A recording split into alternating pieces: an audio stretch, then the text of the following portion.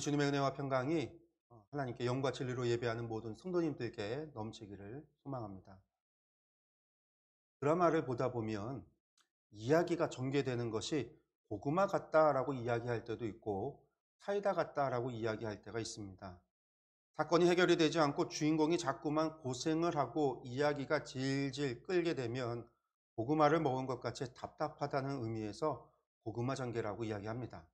반면에 주인공이 통쾌하게 사건을 해결하면 또 이야기가 빠르게 진행이 되면 사이다 전개라고 합니다. 민수기의 말씀을 한편의 드라마로 만든다면 우리는 민수기 드라마를 보면서 무엇이라고 이야기할까요? 고구마 같다고 할까요? 아니면 사이다 같다고 이야기할까요? 이야기 자체는 군더더기 없이 흘러갑니다. 고구마 같지는 않죠. 그러나 민수기 말씀을 보고 듣는 우리의 마음은 언제부터인가 고구마를 먹은 것 같이 답답합니다. 그 이유는 이스라엘 백성들이 반복하여 죄를 짓기 때문입니다. 그리고 그러한 이스라엘에게서 우리의 모습을 발견하게 되기 때문입니다. 하나님을 믿는다고 하면서도 믿음 없는 삶을 살아가는 우리의 모습이 이스라엘의 모습 속에서 발견하기 때문입니다. 우리가 지난 몇 주를 계속해서 믿음에 관해서 오후 예배 시간에 말씀을 드렸습니다. 그러한 이야기를 들으면 우리 마음에 찔림이 있습니다. 믿음대로 살지 못하고 열매 없는 우리의 삶에 대한 찔림입니다. 그리고 정말 그렇게 살아갈 수 있을까 하는 질문도 하게 됩니다. 맞습니다. 저라고 제가 전하는 말씀대로 다 살아가지는 못합니다. 그러나 우리가 그러한 목표를 가지고 살아가는 것과 그렇지 않은 삶은 전혀 다른 삶입니다. 지금은 부족해도 조금씩 나아가면 됩니다. 우리가 포기하지만 않는다면 하나님께서 우리를 인도하셔서 목표까지 정진해 나아가게 하실 겁니다. 그리고 그러한 우리를 위해서 주님은 지금도 하늘에서 우리의 중보자가 되어 중보하고 계십니다. 또한 성령님께서는 우리와 함께 하셔서 우리의 필요를 채워주시고 우리에게 힘과 능력을 주십니다. 그러므로 우리가 포기하지 않는다고 한다면, 우리가 포기하지 말고 우리의 표대를 향해서 정진해 나아간다면 반드시 그 길을 갈 수 있을 것이라고 믿습니다. 오늘의 말씀은 이스라엘을 위해서 모세가 하나님께 기도하는 말씀입니다. 이스라엘의 죄로 말미암아 하나님께서 진노하셨습니다. 이때 모세가 이스라엘을 위하여 하나님께 중보합니다. 하나님께서는 진노 중에도 모세의 기도를 들으십니다. 이스라엘에게 모세가 있다면 우리에게는 지금 주님께서 계십니다. 주님께서 우리의 중보자가 되셨습니다. 우리의 중보자가 되신 주님이 우리를 위하여 지금도 중보하고 계십니다. 오늘의 말씀을 통해서 우리의 중보자가 되시는 주님을 만나시기를 소망합니다. 또한 이스라엘의 모습 속에서 우리의 죄를 발견한다면 반드시 하나님 앞에 회개하는 그러한 은혜가 우리의 가운데 있기를 소원합니다. 우리가 말씀을 다시 한번 보도록 하겠습니다. 이스라엘 사람들이 여호수아와 갈렙을 죽이려 하자 하나님의 영광이 회막 가운데서 모든 백성들 앞에 나타나셨습니다.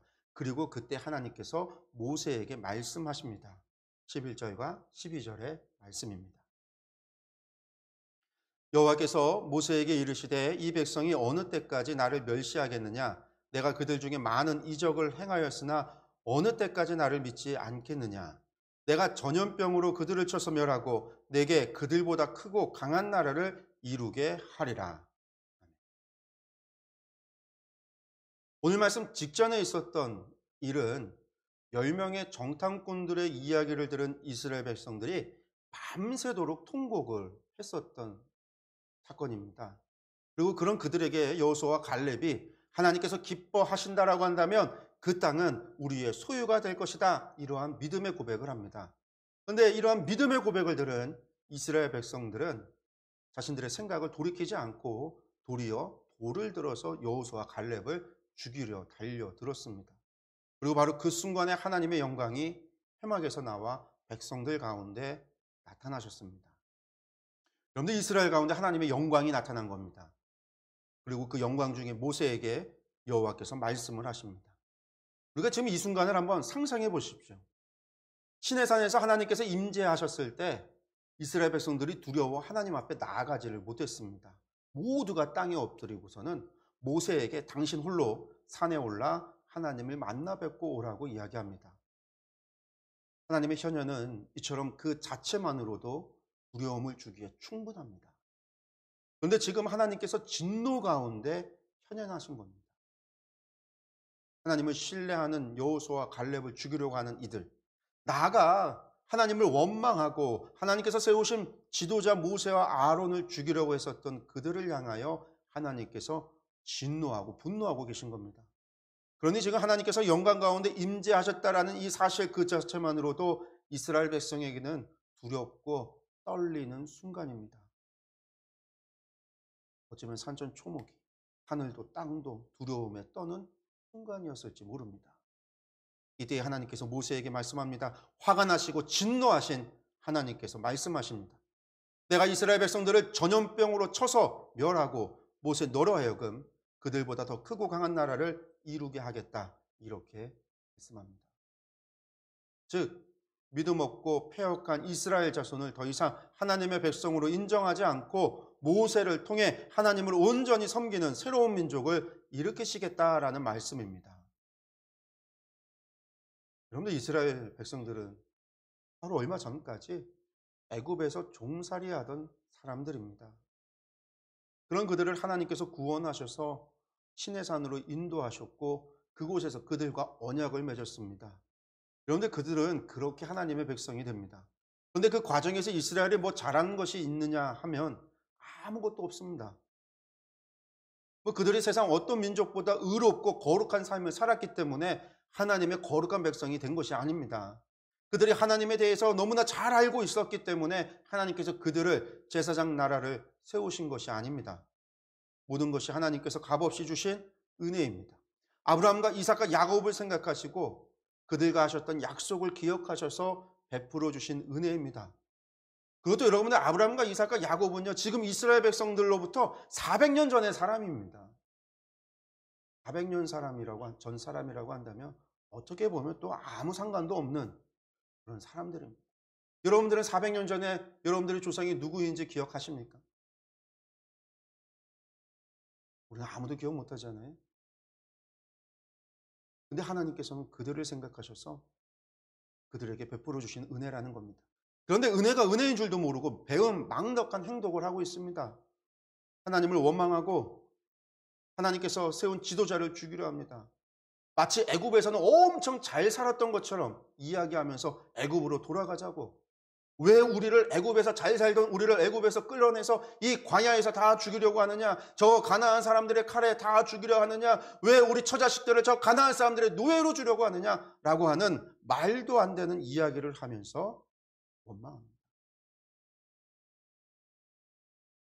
하나님께서는 그런 그들이 아니라 모세를 통해서 새로운 민족을 세우고 새로운 나라를 세우시겠다라고 말씀하신 겁니다. 그런데 우리는 여기서 주목해야 할 점이 있습니다. 하나님의 백성이 되는 것은요, 하나님의 백성이 되는 제일 되는 조건이 무엇이냐라고 한다면 그것은 하나님 아브라함의 후손이냐, 하나님과의 언약 체결이냐, 이런 것이 아닙니다. 하나님의 백성이 되는 제일 되는 조건이란 하나님을 믿고 하나님 말씀, 하나님을 신뢰하고 하나님의 뜻대로 살아가느냐라는 겁니다.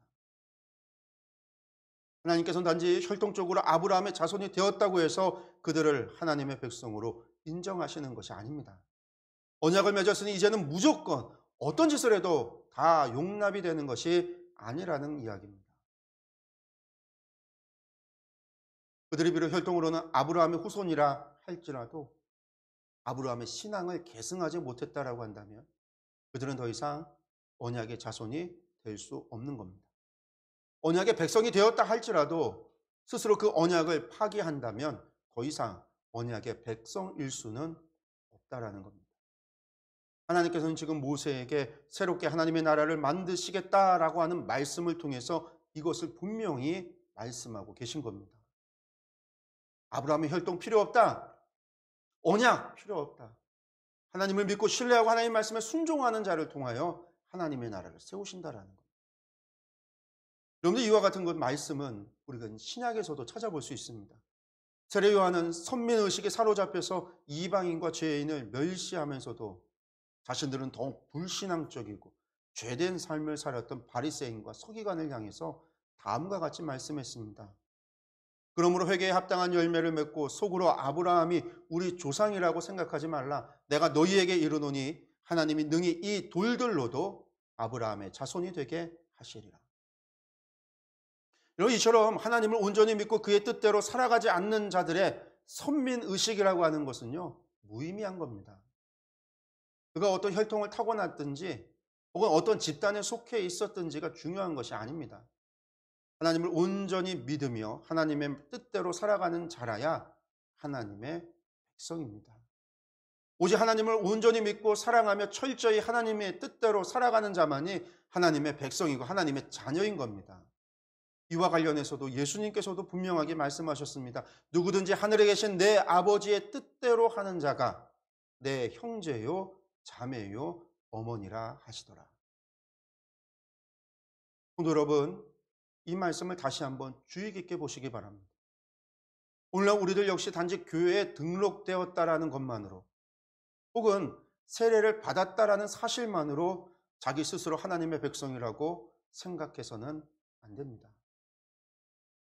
만약 이런 사실에 근거해서 자기 스스로를 하나님의 백성이라고 생각하고 있다라고 한다면 여러분들 이것은 커다란 착각입니다. 우리가 아무리 교회에 오랫동안 출석하였을지라도 또 아무리 많은 봉사를 하며 중요한 직분을 맡고 있을지라도 우리에게 하나님께 대한 참된 사랑과 믿음이 없다라고 한다면, 그래서 철저하게 그의 뜻대로 살아가지 않는다라고 한다면 우리는 결코 하나님께 선택받은 백성이라 말할 수 없는 겁니다. 그러므로 우리는 스스로 하나님의 백성이라고 그리스도인이라고 자부하기에 앞서서 먼저 우리 자신의 믿음을 돌아봐야 합니다. 우리가 진실로 하나님을 온전히 믿으며 사랑하는지, 그래서 하나님이 원하시면 언제든지 나의 모든 것을 드릴 만큼 헌신된 자인지를 스스로 점검해 보아야 합니다. 만약 우리가 이러한 신앙 점검에서 긍정적인 결과를 기대할 수 없다면, 그래서 우리가 스스로 하나님을 온전히 믿는 자라고 확증할 수 없다라고 한다면 우리는 가슴을 치고 통곡해야만 합니다. 성도 여러분, 여러분들 지금 가슴에 찔림이 있습니까? 그러면 여러분들 감사하십시오. 그것은 여러분들 안에 성령님께서 계시기 때문입니다. 아직은 회개의 기회가 있는 것이고 회복의 은혜가 주어진 것입니다. 혹은 마음에 긍정적인 확신이 있다라고 한다면 여러분의 인생을 하나님께서 기뻐하실 겁니다. 또한 더욱 정진하여 하나님의 기쁨이 되는 삶을 살아가기를 노력하시기 바랍니다. 여러분, 이제 큰일이 났습니다. 하나님께서 진노하셨습니다. 이스라엘 백성을 다 버리시겠다라고 말씀하셨습니다. 여러분들, 그런데 이와 같은 일이 전에도 있었습니다. 시내산에서 모세가 산에 올라가 있는 동안에 백성들이 아론으로 하여금 금송아지를 만들고 예배를 드린 적이 있습니다. 이때도 하나님께서는 모세를 통해서 새 나라를 만드시겠다, 이스라엘 백성 다 버리시겠다라고 말씀하셨습니다. 여러분들, 그때에도 모세가 하나님께 기도했습니다. 그 모세의 기도를 통하여 하나님께서는 이스라엘을 용서하셨습니다. 오늘 똑같은 일이 반복이 됩니다. 모세가 하나님께 기도합니다. 우리가 본 말씀 가운데 13절에서 19절까지가 모세의 기도입니다. 그 가운데 먼저 13절에서 16절까지의 말씀을 먼저 보겠습니다. 모세가 여호와께 여짜오되 애굽인 중에서 주의 능력으로 이 백성을 인도하여 내셨거늘 그리하시면 그들이 듣고 이 땅 거주민에게 전하리이다. 주 여호와께서 이 백성 중에 계심을 그들도 들었으니 곧 주 여호와께서 대면하여 보이시며 주의 구름이 그들 위에 섰으며 주께서 낮에는 구름 기둥 가운데에서 밤에는 불 기둥 가운데에서 그들 앞에 행하시는 것이니이다. 이제 주께서 이 백성을 하나같이 죽이시며 주의 명성을 들은 여러 나라가 말하여 이르기를 여호와가 이 백성에게 주기로 맹세한 땅에 인도할 능력이 없었으므로 광야에서 죽였다 하리이다. 여러분들, 13절에서 19절은 우리가 흔히 모세의 중보기도라고 이야기하는 바로 기도의 말씀입니다. 여기서 모세는 하나님께 이스라엘을 진멸하는 일만은 거두어 달라고 간절하게 호소합니다. 그런데 모세의 기도를 우리가 보면 그저 단순히 이스라엘 백성을 긍휼히 여겨 주시고 저들의 죄를 무조건 용서해 주시옵소서 이렇게 기도하지는 않습니다. 모세의 중보에는요, 용서해야 할 이유가 나오고 있습니다. 먼저 모세는 13절에서 14절에 걸쳐서 출애굽 여정의 모든 과정이 소문이 났다라고 이야기하고 있습니다. 즉 이스라엘이 어떻게 애굽에서 탈출했는지, 그리고 그들이 어디를 목표로 지금 왔는지, 이러한 일들이 이미 소문이 다 났다라는 것이죠. 애굽 사람들이 다 경험을 했고 그 애굽 사람들이 가나안에 다 소식을 전했다라는 겁니다. 특히 이 땅 거주민, 즉 약속의 땅에 살고 있는 그 거주민들도 이미 소문을 다 듣고 알고 있다라고 이야기하고 있습니다. 맞습니다, 여러분들. 출애굽의 이야기는요, 당시 최고의 이슈였을 겁니다. 지금이야 뭐 실시간으로 인터넷에 소식이 전하고 뉴스로 나가지만 당시 그런 것이 없었지만, 여러분들 그래도 당시에는요, 이 미디안 사람들, 가나안 사람들의 애굽하고의 무역이 계속 있었어요. 그래서 요셉도 400년, 지금 이스라엘 사람들이 살고 있는 시대로부터 400년 전에도 미디안 사람들, 상인들이 애굽을 오고 갔잖아요. 그 오고 가는 상인들의 요셉이 팔려서 애굽으로 팔려갔었단 말이죠. 그 상인들을 통해서 소민들이 나는 거예요. 특히 당시 세계의 패권을 가지고 있었던 이 애굽이 한마디로 망한 겁니다. 그것도 외세의 침략에 의해서가 아니라 종들에 의해서, 그리고 사람에 의해서가 아니라 그 종들이 믿고 있었던 이스라엘의 하나님께서 애굽을 벌하여 심판해서 그 백성을 인도해 냈다라는 겁니다. 여러분들 그 인구도 자그마치 200에서 300만을 이야기하는 그 어마어마한 무리가 애굽으로부터 나온 겁니다. 그리고 당시에 가나안은요, 애굽이 통치하고 있었습니다. 가나안 지역의 도시국가들은요, 애굽을 섬기는 나라들이었고요. 갈릴리 남부 지역의 벳산이라고 하는 도시는, 그런 도시들은요, 애굽에서 장관을 파견해서 직접 통치를 하고 있었던 시기였습니다. 그러니 이스라엘이 애굽에서 탈출한 이야기는 이미 다 소문이 난 겁니다. 그리고 그들의 목표가 이 가나안 땅이었기 때문에 그들은 더더욱 이스라엘의 행보에 관하여 관심을 가지고, 어쩌면 그들도 정탐꾼을 보내서 일거수일투족을 다 살피고 있었을지도 모릅니다. 그래서 거기서 들려오는 소식들은 뭐예요?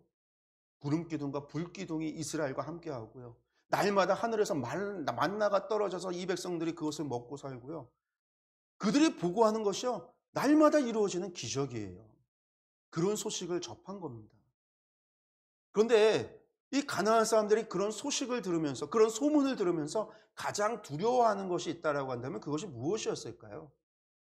이스라엘의 어마어마한 인구수, 200에서 300만 명? 그 어마어마한 숫자였을까요? 물론 그 숫자도 두렵습니다. 가나안 도시국가 연합 다 해봐야 어쩌면 대적하지 못할 인구수였을지도 모릅니다. 뿐만 아니라 그 가운데서도 군인 수가 몇 명이었어요? 60만 명, 60만 3,550명. 어마어마한 60만 대군도 두려운 숫자입니다. 그러나 여러분들, 가나안 사람들이 가장 두려워하는 것이 있다면 이스라엘의 인구수나 그들의 군인 수가 아니었을 겁니다. 애굽이 이스라엘을 포기하고 내어줄 수밖에 없었던 이유가 무엇입니까? 여호와 하나님 때문입니다. 여호와 하나님이 두려운 겁니다. 여호와 하나님께서 애굽을 심판하듯이 가나안 땅에서도 물을 피로 만들까, 메뚜기 떼를 보낼까, 해를 가려울까, 역병이 돌게 할까, 나아가 초태생을 죽일까, 여러분들 이런 일들이 두려운 겁니다. 그런데 하나님께서 지금 여기서 이스라엘을 포기하시고 이제 이 백성을 다 죽이신다라고 한다면, 주의 명성을 들은 나라들이 여호와께서는 이스라엘에게 주기로 약속하신 그 땅에 인도할 능력이 없어서 광야에서 그 백성을 죽였다라고 오해하고, 이러한 소문이 날까 두렵다라는 겁니다. 모세의 이야기는 한마디로, 하나님 소문 이상하게 납니다. 하나님에 대해서 오해할 수 있습니다. 세상 사람들이 하나님을 오해하게 됩니다. 라는 이야기입니다. 그렇습니다. 사람들이 하나님을 충분히 오해할 수 있습니다. 물을 피로 만들 수는 있어도, 개구리를 부릴 수는 있어도, 이를 부리고 메뚜기를 부리고 밤을 지속하고 역병이 돌게 하고 초태생을 죽일 수는 있어도, 가나안 땅은 인도하지 못하는 하나님. 백성들과 언약을 맺지만 백성을 통치하지는 못하는 하나님. 광야에서 아말렉으로부터 승리하게는 하지만 산성을 공략하지는 못하는 하나님 등등, 하나님께 대해 오해할 수 있다는 겁니다. 전에도 말씀드렸지만 당시의 사람들은요, 그들이 믿는 신에 대해서, 그 신은, 당시 사람들이 믿는 신들은요, 무엇인가 하나씩의 주특기가 있다고 제가 말씀을 드렸습니다. 그러니까 하나는 할 수 있지만, 자신의 주특기는 할 수 있지만 다른 것은 못하는 신이에요. 그래서 하나의 속성이 그 신의 특징을 짓게 됩니다. 그래서 제우스는 천둥과 번개의 신이지만 물에서는 힘을 쓰지 못하죠. 포세이돈은 물의 신이지만 땅에서는 할 수 있는 게 없습니다. 하데스는 지옥의 신일 뿐입니다. 그래서 전능한 신이라는 개념이 없습니다. 전능하다라고 하는 신은 존재하지 않는다라는 거예요. 애굽도 마찬가지고요. 그리스도 그렇고 바벨론도 마찬가지입니다. 그래서 나아가 태초에 세상을 창조한 창조주조차 전능하지 못해요. 그래서 대부분의 창조 신화에서는요, 세상을 창조하고 신들을 창조했던 창조주는요, 자신이 창조한 신들에 의해서 죽임을 당하거나 유배를 당하거나 쫓겨나가게 돼요. 웃기죠? 자기가 만든 신에게 쫓김당하는 신이라는. 창조주가 그렇다라는 거예요. 전능하다라는 의미가 없어요. 그들이 믿는 우상들이 다 그렇다라는 거예요. 근데 하나님께서는요, 이스라엘 사람들을 통해서 보이신 사건, 창세기 말씀을 통해서 이스라엘 백성들에게 교육하신 이야기는 무엇이냐면, 하나님은 전능하신 하나님이시다라는 거예요. 그들이 믿는 우상과 같지 않다라는 것이죠.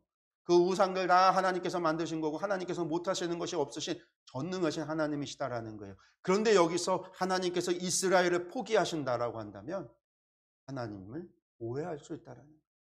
당시 우상들을 생각하듯 하나님은 그런. 지금 사실 이스라엘도 그렇게 하나님을 이해했지 않습니까? 만나는 주시지만 고기는 주실 수 없는 하나님. 모세조차 그 얘기를 했어요. 하늘에 있는 모든 물고기 다 잡아도 이스라엘 백성 어떻게 먹입니까? 만나는 주시지만 고기는 주실 수 없는 하나님. 출애굽은 시키지만 가나안 땅은 정복할 수 없는 신. 여러분들 이게 지금 이스라엘이 생각하고 있는 오해인데, 세상 사람들도 그렇게 오해할 수 있다는 거예요. 우리가 지금 고백하듯 전능하신 하나님, 이런 하나님은 생각하지 못했다는 거예요. 믿지 못하고 있다는 거예요. 그런데 여기서 이스라엘 사람들 다 죽이고 모세로부터 사실 새로운 민족을 세워 나가신다고 한다면, 이러면 사람들은 다시는 하나님을 전능하신 하나님으로 믿지 못하게 될 것이다라고 모세가 이야기하고 있는 겁니다. 이처럼 모세는 다른 이유가 아니라 지금 하나님의 명성, 하나님의 영광을 위해서 이스라엘 백성들을 용서해 달라고 간구하고 있는 겁니다. 그저 하나님 용서해 주십시오, 용서해 주십시오. 그게 아니라 하나님의 영광을 위해서. 여러분들 사실 모세가 자신의 개인적인 입장만을 생각했다고 한다면, 이기적으로 생각을 했다라고 한다면요, 모세가 이렇게 기도할 이유가 없어요. 왜냐하면 그동안 이스라엘 백성들은 위기 때마다 모세를 원망했고요.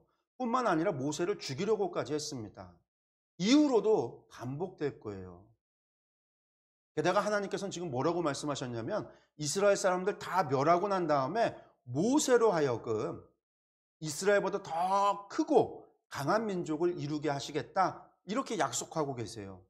그러니까 모세 개인적으로만 생각한다면, 이기적으로 생각한다면, 그래 나 틈만 나면 나 죽이려 하고 저렇게 믿음 없는 것들 다 없애고, 그래 나와 내 자손들 통해서 하나님의 나라를 만드신다고 한다면, 이것은 나에게 있어서, 내 가문과 내 자손들에게 있어서는 어마어마한 큰 복이야, 이렇게 생각할 수 있다라는 거예요. 그런데 모세는 오직 하나님의 영광을 위해서 이 모든 것을 포기하고 이스라엘 백성들을 용서해 달라고 기도했다라는 겁니다.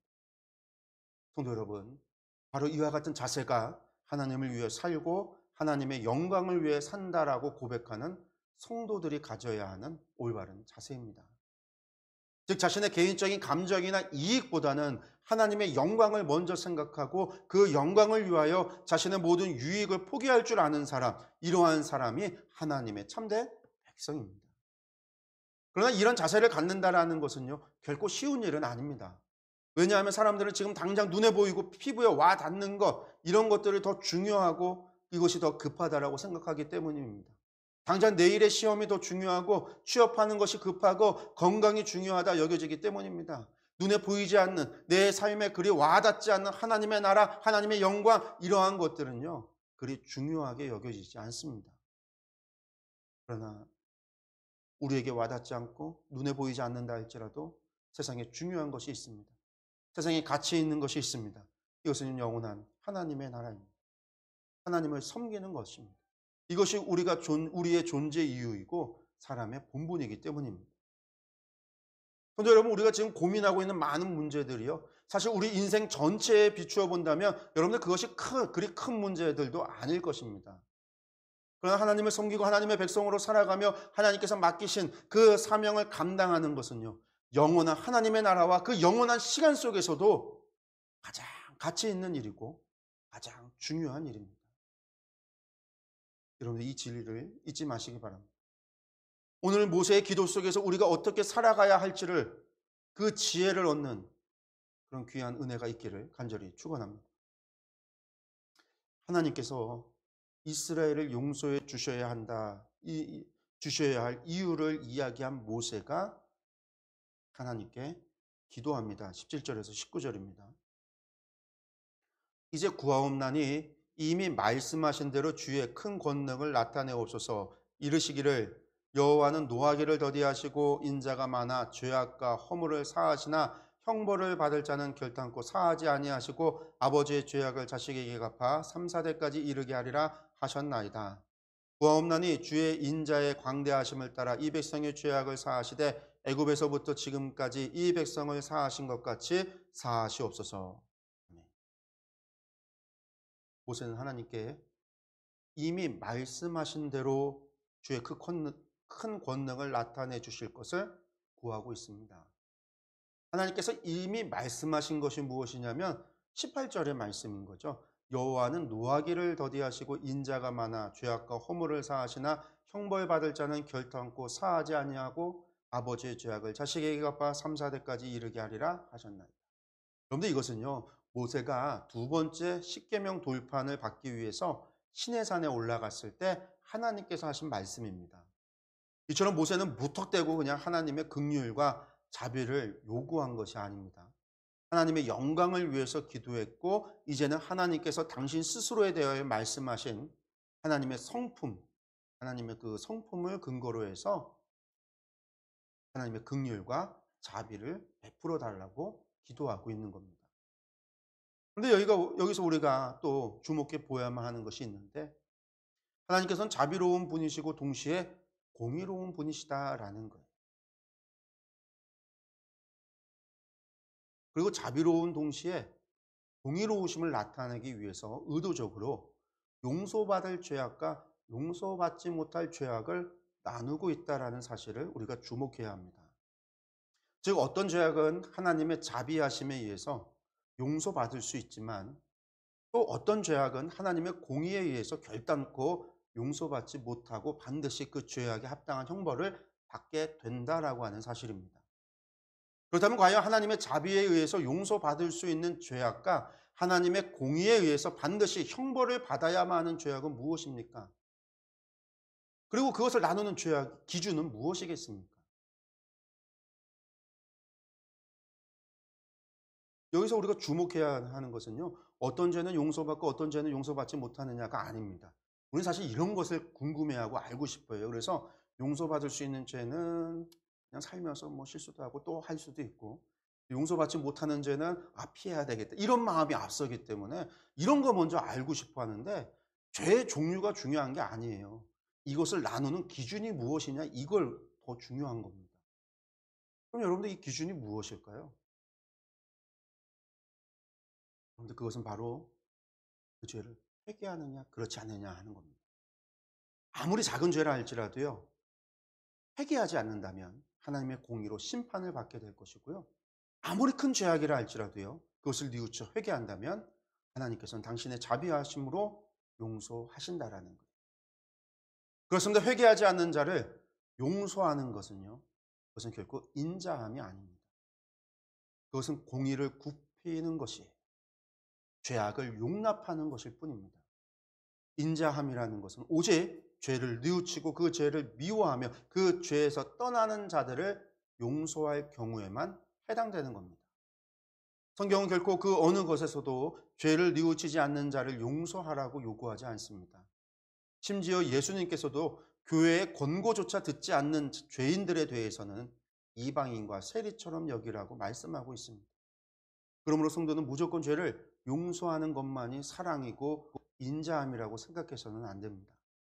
오히려 죄를 지적하고 밝히 드러내서 그 죄에서 떠나도록 하는 것이 진정한 사랑이고 그것이 진정한 인자함이라는 것입니다.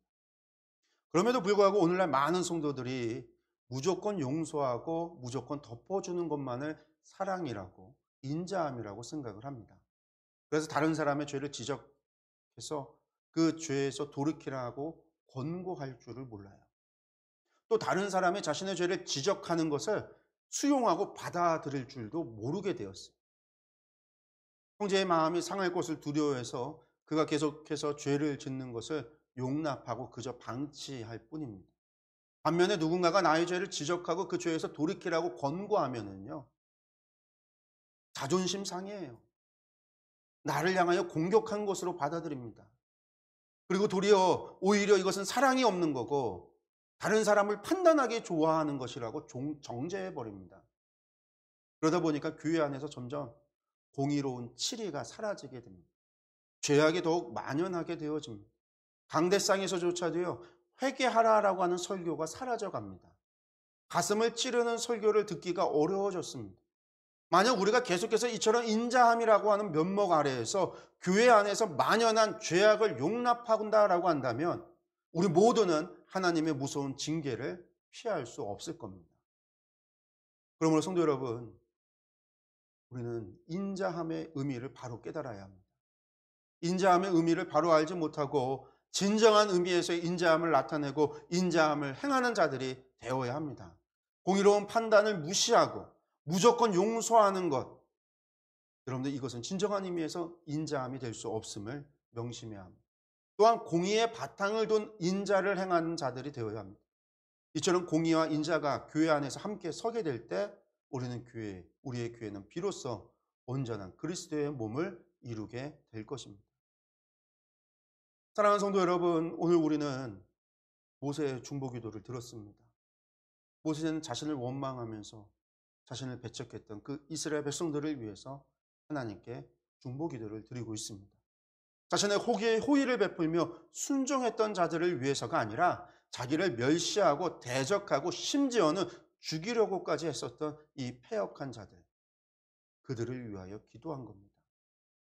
이러한 모세의 모습은 오늘날 개인주의와 이기주의가 만연한 세상 속에서 살아가는 우리들에게 하나님의 백성으로서 어떻게 살아가야 할 것인가를 깨닫게 합니다. 그렇습니다. 하나님의 백성은 하나님의 영광을 위해서 살아야 합니다. 우리의 삶을 통해서 하나님의 영광을 나타내 보여야 합니다. 이를 위해서는 나를 실망시키고 심지어는 나를 배반하는 사람일지라도 결코 포기하지 않고 그를 위하여 중보기도 합니다. 이웃을 내 몸과 같이 사랑하라 하신 하나님의 말씀에 순종해야 할 것입니다. 바로 이런 사랑이 하나님의 사랑이고 또한 예수 그리스도께서 우리에게 요구하시는 사랑입니다. 그러므로 우리는 오직 진실한 마음으로 서로 사랑할 뿐만 아니라 우리를 괴롭히며 대적하는 자들까지도 사랑하며 그들에게 공의와 인자로서 행해야만 하겠습니다. 그럴 때 우리는 악을 변화시키고 세상을 바꾸는 놀라운 능력을 발휘할 수 있게 될 것입니다. 부디 우리 교회가, 여러 성도님들, 저와 여러분들이 이러한 삶을 살아가고 그렇게 세상을 바꾸는 빛과 소금의 역할을 감당하는 우리 충주토교회가 되기를 간절히 축원합니다. 기도하겠습니다.